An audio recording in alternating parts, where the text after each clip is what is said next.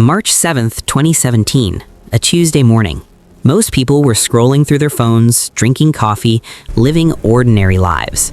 But something extraordinary was happening in the shadows of the internet.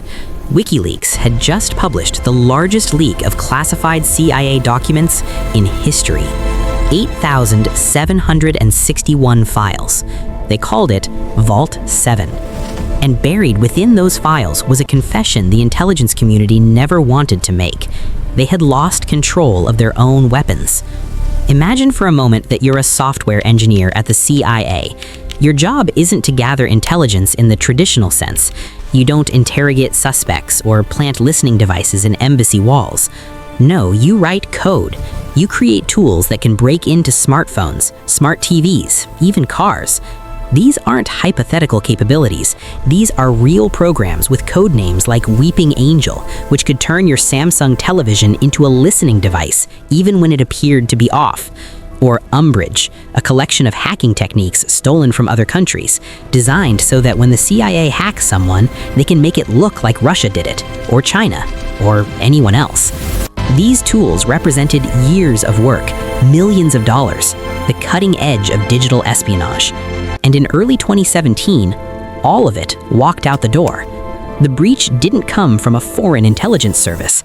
It came from inside, a contractor working at the CIA's headquarters in Langley, Virginia. His name was Joshua Schulte, a 30-something programmer who felt undervalued, overlooked, passed over for promotion.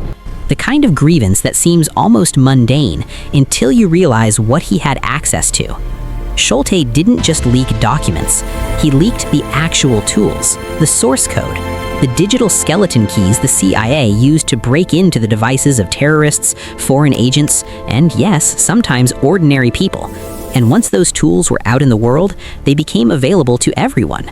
Criminal organizations, rogue states, hackers with nothing more than curiosity and an internet connection.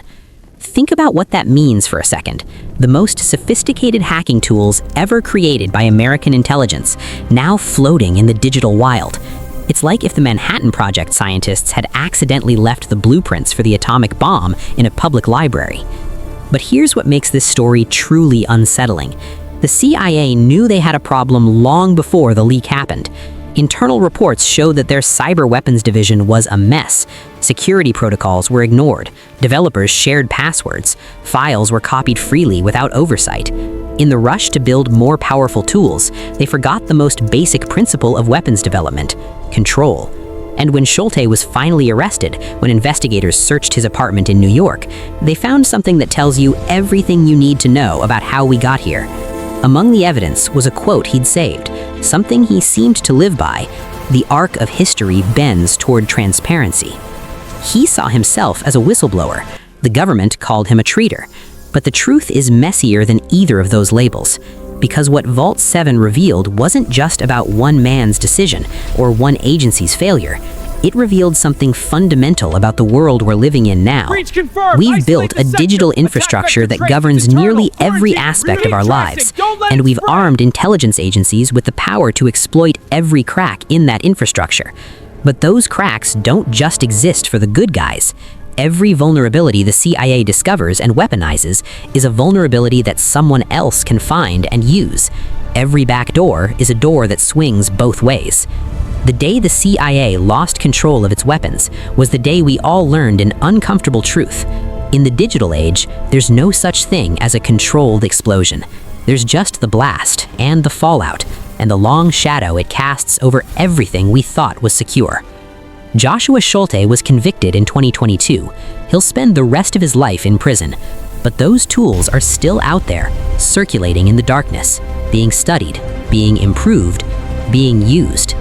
And somewhere, right now, someone is writing new code for new weapons, convinced that this time they'll be able to keep control.